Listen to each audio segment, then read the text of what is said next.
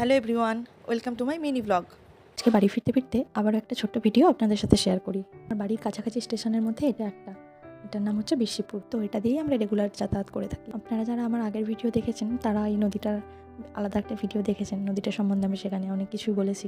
তো এটাই আমাদের সেই নদী, বাংলার দুঃখ নামে যেটা পরিচিত। সারা বছর জল না থাকলেও বর্ষাকালে নদীটায় ভর্তি জল থাকে, আর বর্ষাকালে নদীর সৌন্দর্য একটা অন্যরকমই থাকে।